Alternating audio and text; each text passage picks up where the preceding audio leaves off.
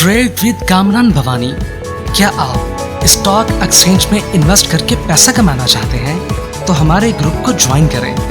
हम आपको देंगे बर वक्त और बेहतरीन मशवरे। हमारे पास अकाउंट खोलने और ग्रुप ज्वाइन करने के लिए इन व्हाट्सएप नंबर पर राब्ता करें। कामरान मेमन भवानी 0345 826 4499। बिस्मिल्लाहिर्रहमानिर्रहीम। अस्सलाम मेंबर्स, मैं कामरान मेमन बावनी, आप देख रहे हैं यूट्यूब का चैनल जिसको क्लेम या ब्लेम नहीं है। आज के इस वीडियो में हम बात करेंगे लफ्ज जबान से निकला समझो तीर कमान से निकला, इसके ऊपर हम बात करेंगे। वीडियो स्टार्ट करने से पहले एक अच्छी बात, तवक्कल और रिस्क। रसूलुल्लाह सल्लल्लाहु अलैहि वसल्लम ने फरमाया कि अगर तुम लोग अल्लाह पर तवक्कल भरोसा करो जैसा कि इस पर तवक्कल भरोसा करने का हक है, तो तुम्हें इसी तरीके का रिस्क मिलेगा जैसे परिंदों को मिलता है कि वो सुबह को वो भूखे निकलते हैं और शाम को आसूदा वापस आते हैं।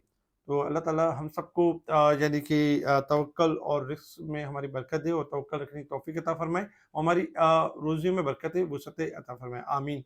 वीडियो के स्टार्ट करते हैं।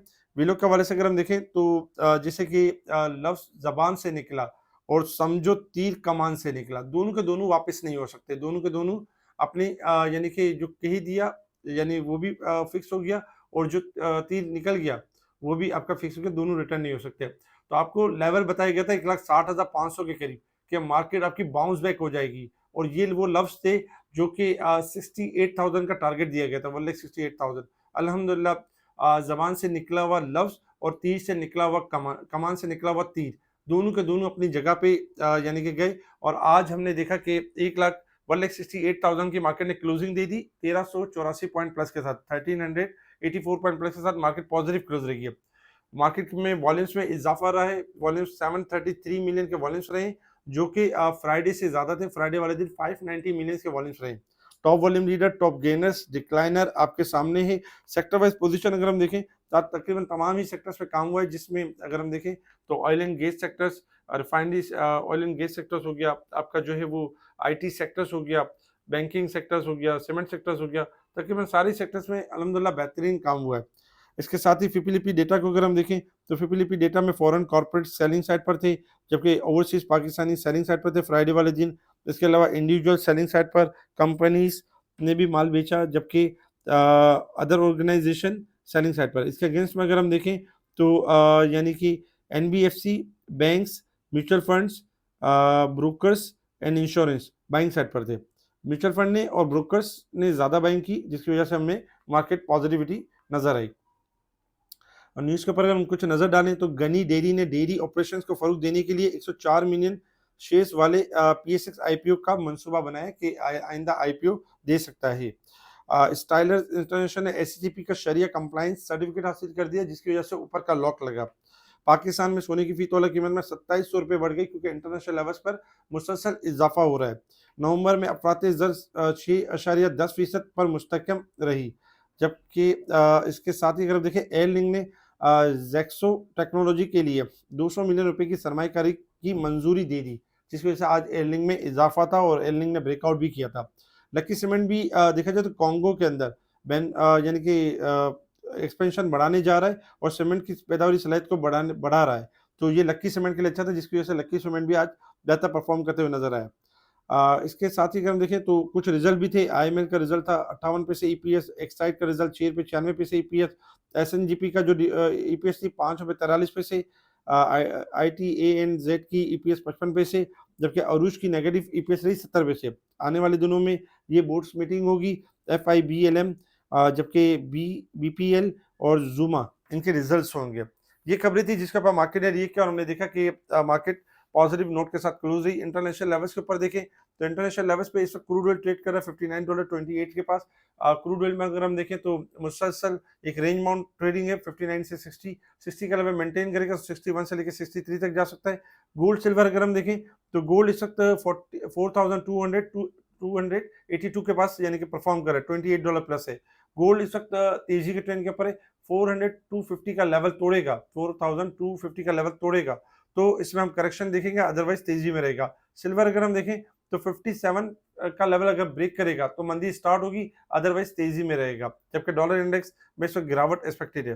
Resistance level and support level आपके सामने, मार्केट इस वीकली, मंथली और ईयर के हिसाब से ओवरबोट साइड पे परफॉर्म कर रही है और मार्केट के जो ओवरबोट पॉइंट में थोड़ा सा इजाफा हुआ है क्योंकि मार्केट ओवरसोल्ड ज्यादा थी। अब आ जाए टेक्निकल चार्ट की तरफ कि टेक्निकल चार्ट में मार्केट ने किस तरीके से मूव करना है। टेक्निकल चार्ट के हिसाब से अगर हम देखें तो मार्केट वैसे ही मूव कर रही है जब से मार्केट ने ब्रेकआउट किया है। मार्केट एक के बाद एक ब्रेकआउट कर रही है और मार्केट अपने जो नेक्स्ट लेवल है उसकी तरफ बढ़ी। लास्ट टाइम आपको लेवल दिया गया था 1,67,800, मार्केट ने अल्हम्दुलिल्लाह उसको भी अचीव कर लिया और उसके ऊपर क्लोजिंग दी है। तो इंशाल्लाह अब जो नेक्स्ट टारगेट होगा 1,71,866 ये टारगेट होगा। अब हम बात करते हैं हमारी स्ट्रेटेजी क्या होगी। देखिए इंडेक्स में सेलिंग एरिया बहुत ज़रूरी है, प्रॉफिटिंग एरिया बहुत ज़रूरी है क्योंकि जो लॉन्ग टर्म होल्ड करते हैं वो तो स्टॉप लॉस के साथ होल्ड कर सकते हैं कि उनको शॉर्ट डिप्स किसी इतनी गर्ज नहीं होती क्योंकि लॉन्ग टर्म में उनके लॉन्ग नताइज होते हैं। लेकिन शॉर्ट टर्म वाले हज़रात ये ज़रूर करते हैं कि उनको प्रॉफिटिंग एरिया पता होना चाहिए कि कहाँ हमने प्रॉफिटिंग करना है, कौन सा लेवल सस्टेन कर जाए तो फिर हमने दोबारा रीबाई करना है। तो पहला जो सेलिंग एरिया होगा वो 1,68,800 का होगा कि यहाँ आप जो आपने नीचे 1,60,500 से 62,000 से 62,000 से 1,64,000 से जहाँ पे भी बाइंग की है तो 1,68,800 पहला सेलिंग एरिया होगा। अगर इसको सस्टेन कर जाएगी मार्केट तो सेकंड एरिया होगा 1,75,300, ये नेक्स्ट सेलिंग एरिया होगा क्योंकि मार्केट अब जो है वो तेजी की तरफ है और वैसे ही आपको बताया गया था जब ओवरसोल्ड थी आपको बताया गया था मार्केट बाउंस बैक कर जाएगी और शार्प तरीके से रिकवरी करेगी जो कि आप देख रहे हैं कि दिसंबर के मंथ के आगाज से मार्केट अब दोबारा हाई की तरफ जाना शुरू हो गई है और पॉजिटिव नोट पे क्लोज हो रही है। तो इस सेलिंग एरिया का खास ख्याल रखिएगा और प्रॉफिटिंग के साथ चलिएगा। इसके अलावा सेक्टर वाइज अगर हम देखें तो अभी भी गुंजाइश काफ़ी मौजूद है। जैसे कि लास्ट में बताया गया था ओजीडीसी, पीपीएल, पीएसओ बेहतरीन परफॉर्म करेंगे, आज भी परफॉर्म करते हुए नजर आए। अभी भी गुंजाइश मौजूद है कि पीएसओ, ओजीडीसी, पीपीएल बेहतरीन बढ़ सकते हैं यहाँ से। आईटी सेक्टर में आपका एवेंसियन, नेटसोल, ऑक्टोपस बेहतरीन बढ़ सकता है। रिफाइनरीज चल सकती हैं। जबकि अगर हम सीमेंट्स देखें, फार्मास्यूटिकल्स देखें, छोटे-छोटे स्क्रिप्ट्स देखें, जैसे बीको के हवाले से भी मेरी टीम मेंबर्स ने आपको ₹6.30 पे कॉल दी। आज ₹7.20 का हाई बनाते हुए नज़र आया।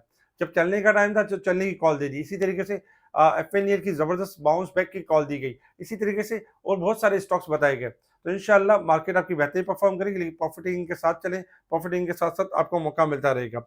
इसके अलावा अगर हम कुछ कमेंट्स के ऊपर देखें, तो काफ़ी सारे कमेंट्स के ऊपर अगर देखा जाए थॉमसन एक्यूमुलेट हो रहा है और बहुत अच्छा परफॉर्म करेगा। बीको आपका 740 तोड़ेगा तो बेहतरीन परफॉर्म करेगा। पाकिस्तान रिफाइनरी 37 से 38-50 तक मूव कर सकता है। जीसीआईएल अच्छा परफॉर्म कर सकता है। इसी तरीके से और बहुत सारे कमेंट्स इंशाल्लाह इनको भी रिप्लाई करने की पूरी कोशिश करेंगे। हमारे इस वीडियो को लाइक करें, सब्सक्राइब करें, आगे फॉरवर्ड जरूर करें और कोशिश करें कमेंट्स लाजमी दें। इसके अलावा जो हमसे जुड़ना चाहते हैं वो हमसे कांटेक्ट कर सकते हैं डायरेक्ट हमारे नंबर पर और व्हाट्सएप ग्रुप में ऐड हो सकते हैं। ठीक है जी, शुक्रिया। कामना मेमन बावनी, अल्लाह हाफिज़।